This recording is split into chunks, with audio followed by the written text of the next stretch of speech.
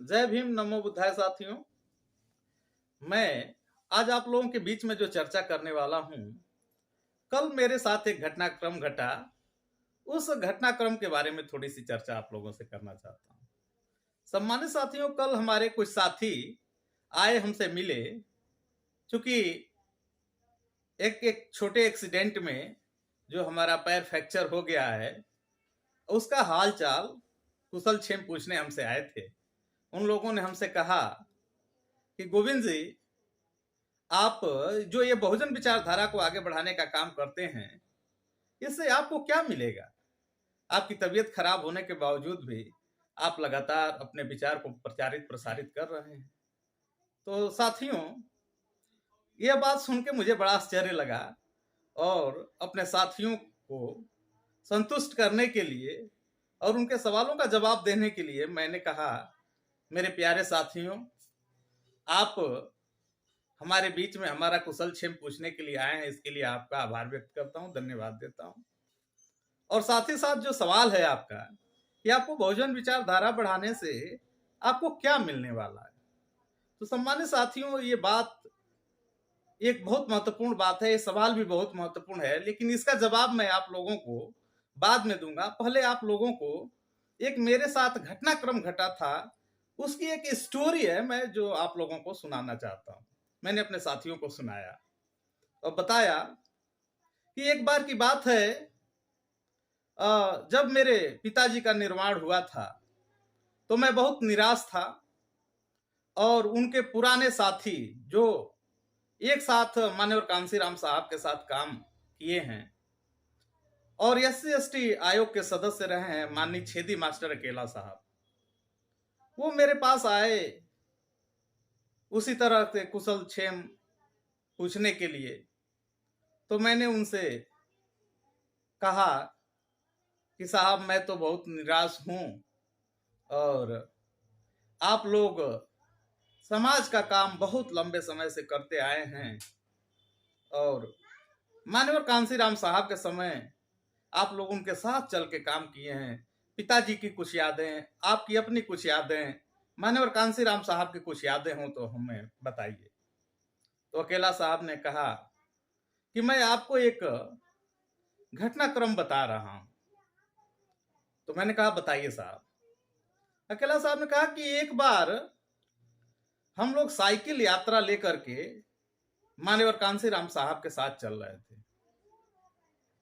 और साइकिल यात्रा लेकर जब हम लोग जा रहे थे तो शाम हुई और शाम को एक स्थान पे हम लोगों को ठहरना था, रुकना था, वहां नाश्ता पानी करना था, कुछ क्षण आराम करने थे, जिसमें आपके पिताजी भी शामिल थे, हम भी शामिल थे और हमारे तमाम साथी शामिल थे।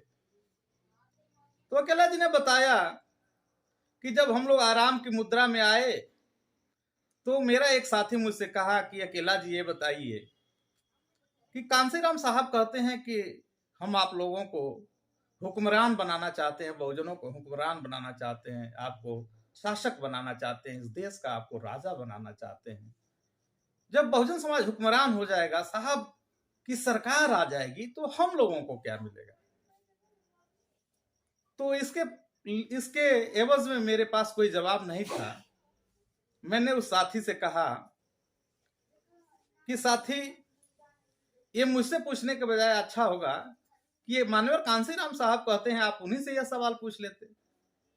तो साथी ने साहस जुटाया और अगले ही क्षण मान्यवर कांसीराम साहब से जो मुखातिब हुआ, तो उनसे पूछा कि साहब, आप हम लोगों को कहते हैं कि एक दिन तुम लोगों को इस देश का राजा बनना है, हुक्मरान बनना है, तो जब आपकी सरकार बन जाएगी तो जो हम लोग साइकिल यात्रा कर रहे हैं, चला रहे हैं, आपकी मदद कर रहे हैं, समाज की मदद कर रहे हैं, त्याग समर्पण बलिदान दे रहे हैं, तो हम लोगों को क्या मिलेगा?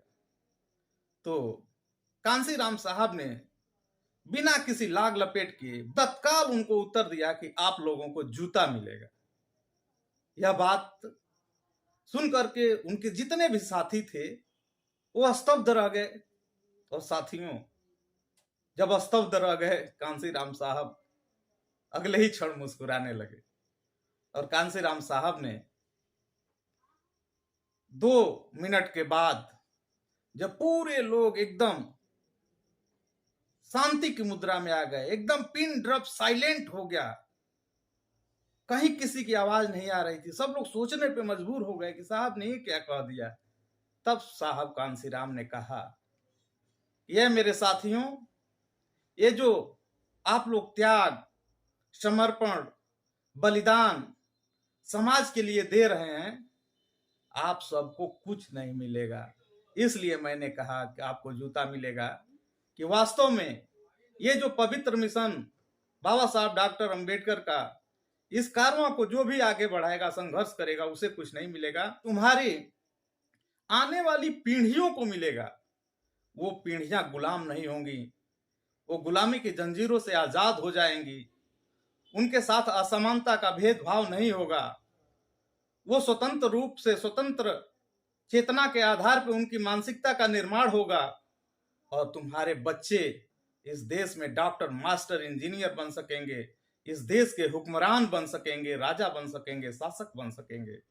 लेकिन तुमको क्या मिलेगा? जो इस मिशन के लिए संघर्ष करेगा, ये भी हो सकता है कि तुम इतने आर्थिक रूप से कमजोर हो जाओ, ऐसा हो सकता है कि पैसे के अभाव में जो कार्यकर्ता हमारे साथ काम कर रहे हैं, इस मिशन के लिए कुर्बानी दे रहे हैं, उनकी बिटिया की शादी न हो पाए, उनका घर द्वार न बन पाए और तुम्हारे ही पड़ोसी, तुम्हारे ही समाज के लोग, तुम्हारा ही भाई तुम्हारे ऊपर आरोप लगाए कि ये बहुत बड़ा नेता बनता था, आज पैसे के अभाव में अपनी बेटी की शादी नहीं कर पा रहा है, आज पैसे के अभाव में अपने पिता की दवाई नहीं करा पा रहा है, आज पैसे के अभाव में अपने माँ का इलाज नहीं करा पा रहा है। लेकिन ऐ मेरे साथियों, ये कुर्बानी देनी ही होगी, क्योंकि जिस समाज में कुर्बानी के बकरे नहीं होते, वो समाज कभी आजाद नहीं होता है। ऐ मेरे साथियों से जब मैंने यह स्टोरी बताया, अगले क्षण मैंने पूछा, साथियों क्या मैं यह जरूरी समझूं कि जो सवाल आप लोगों ने मुझसे किया था कि गोविंद कुमार जी बताइए, आपको बहुजन मूवमेंट को आगे ले जाने से क्या मिलेगा इस वर्तमान समय में, तो साथियों क्या आप लोगों को यह जवाब देना जरूरी है या आप लोग समझ सकते हैं? मेरे साथियों ने कहा कि क्षमा चाहते हैं, अब आपसे हमें कोई जवाब नहीं चाहिए, इस स्टोरी ने हमें जवाब दे दिया है, कुछ मिले या ना मिले, यदि बहुजन मूवमेंट आगे बढ़ा तो ये हमारा समाज हुक्मरान एक दिन जरूर बनेगा। इसलिए साथियों, बिना स्वार्थ के, बिना कुछ प्राप्त करने की चेष्टा के, बिना कुछ बनने की चेष्टा के, यदि बहुजन मूवमेंट के पवित्र विचारधारा को, मान्यवर कांसीराम साहब के कारवां को यदि आगे बढ़ाना चाहते हैं, तो निश्चित रूप से आप सभी को मेहनत करके इस कारवां को आगे बढ़ाना चाहिए, क्योंकि आप ये किसी और के लिए नहीं, बल्कि अपने ही बच्चों के लिए, अपने ही आने वाली पीढ़ियों के लिए कर रहे हैं। ये किसी भी, न तो सामाजिक कार्यकर्ता और ना ही किसी नेता के ऊपर उपकार नहीं कर रहे हैं। साथियों, इस आशा और अभिलाषा के साथ कि आप भी बहुजन मूवमेंट को आगे बढ़ाने का काम करेंगे, गोविंद कुमार का आप सभी को जय भीम, नमो बुद्धाय।